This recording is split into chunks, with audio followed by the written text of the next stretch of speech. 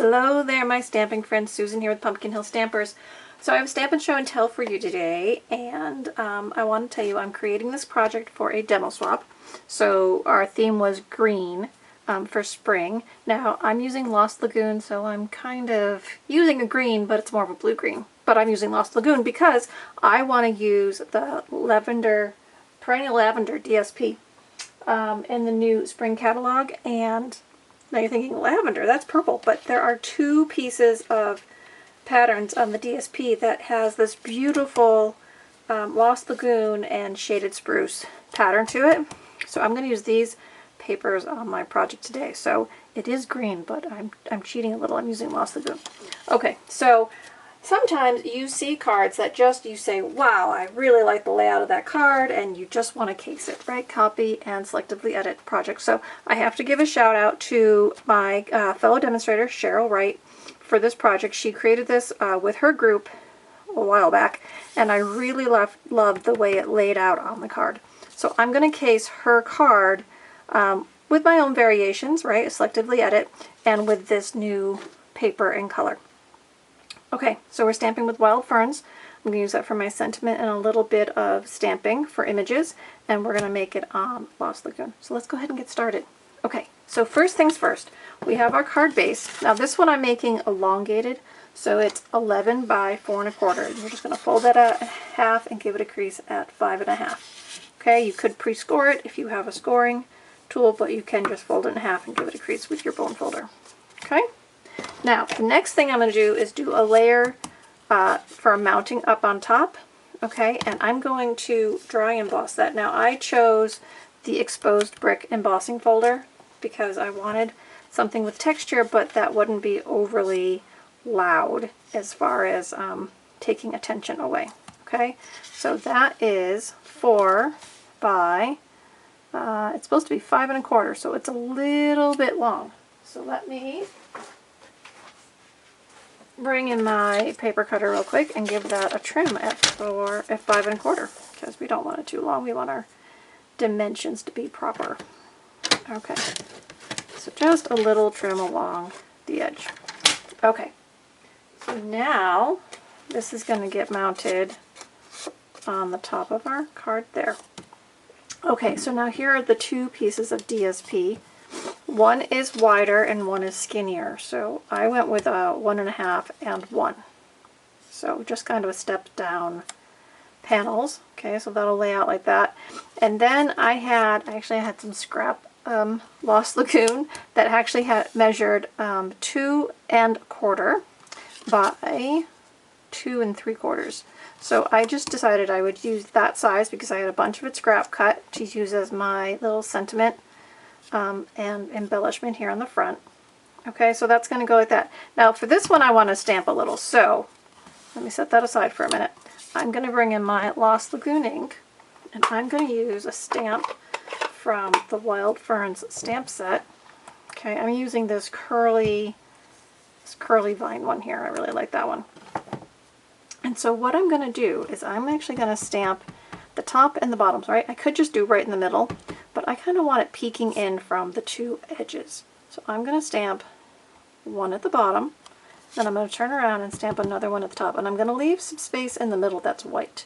Now, I could just stamp my sentiment there in the middle, but I'm actually going to do something a little bit different. So, okay, so there's my little stamped piece. Now, for myself, I'm going to bring in a piece of vellum. Okay, vellum cardstock. This one is cut at 3/4 inches wide, and I've got it about 3 1/2 inches long. And what I'm going to do is I'm going to stamp with my sentiment. Now, I'm using the You Are Greatly Appreciated. I'm going to stamp that in Lost Lagoon right in the center because I can see through, I can see my placement. Okay, now, when you stamp on vellum, it can smudge easily. It takes a long time to dry. So what I'm going to do is I'm going to emboss it with clear emboss powder, and that's going to set my ink, and I'm not going to have any trouble with smudging. So I've just dusted that with clear, and I'm just going to bring my heat tool in and give it a quick shot of heat, and we're going to just seal in the sentiment behind that. So hang on with me for just a second.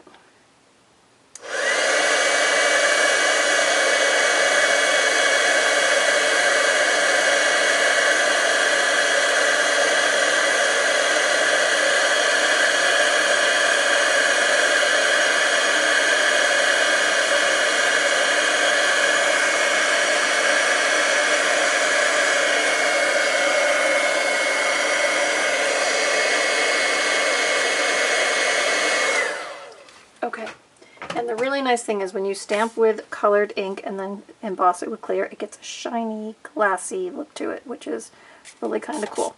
Okay, so for those of you who use vellum, right, and you know that it smudges easily and it takes a long time to dry, it's also kind of hard to adhere it without seeing all the adhesive behind it.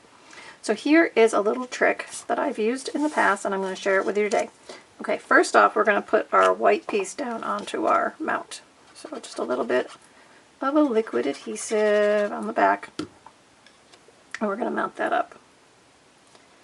Okay, now from there, remember I said we could stamp our sentiment across the center, but mine's going to be on this vellum piece. So all I'm going to do is position it where I want it, so in the center, and then I'm just going to crease my vellum around the back side.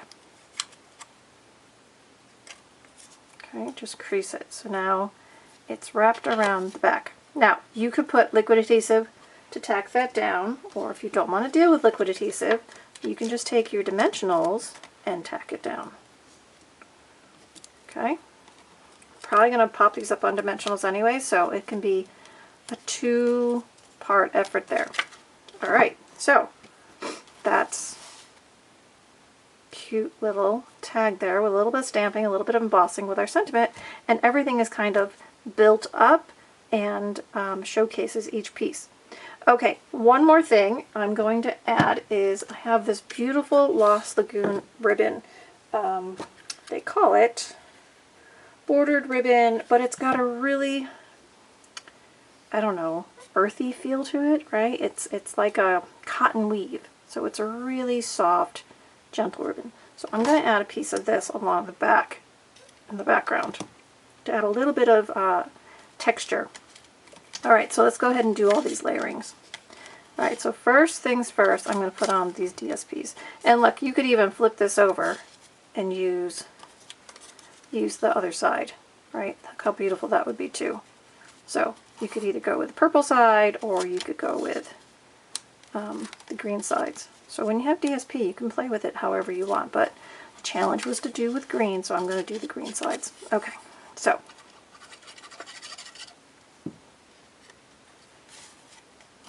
you see all my clear layers clearly here, so I get them all mounted properly. Alright, so this one's going to step in from my edge, and then this one's going to be parallel to it with a little bit of gap in between.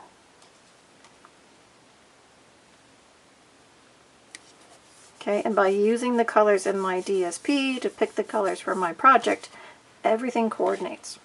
Alright, so now I've got this little piece of ribbon I kind of want it where my sentiment's going to come around the back of it. So right about there, I think. Alright, so all I'm going to do is I'm going to flip this over, holding that in place. And again, you can use dimensionals to tack this down. So I'm actually going to use the edge. Pull off a few of my edge pieces here and go across it like that. Pull a little more edge off, come across it over here. Okay, and then I'm just going to add the rest of my dimensionals to the back so I can mount this on my project. Now, some people just go ahead and use Scotch tape if you're going to mount this down flat. That is fine as well. They're your cards. You do them the way you feel comfortable and with the materials you want to use, but this is one way of doing it without having all kinds of excessive glue. You could also use our Stamp and Seal. I tend to not use that. I have trouble with it, but you know, everyone has their own favorites for adhesives. So I'll pull that one off. Okay, so here's my front, here's my card. This is going on like here. Okay, I've got that texture in there, and then I'm just going to peel these off and mount this across where I have that ribbon.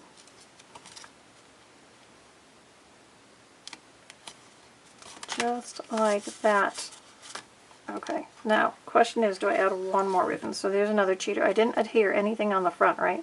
So I'm just going to take a length. Right, that's like 4 inches. Okay.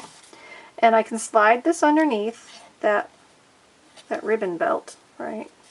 And then I'm just going to tie a simple little bow just a single knot, pull it taut, and then I just pull my two ends together and give them a snip at the same time. You can angle them if you want to. And now I have just a little bit of more of that ribbon on there for embellishment. So there you go. I think that's kind of fun. So now I get to make like 24 of them for my swap, I think, and send them out, and then I get to get really great cards back. So if you like today's project, guys, one, I have to give a shout out again to Cheryl Wright for sharing her inspiration with me. And two, please leave me a comment. Let me know how you like how this one all came together for you. And if you have any questions, leave them in the comments or reach me by email, and I'm happy to help you out. Alright guys, have a great day and do some fun stamping. See you again soon.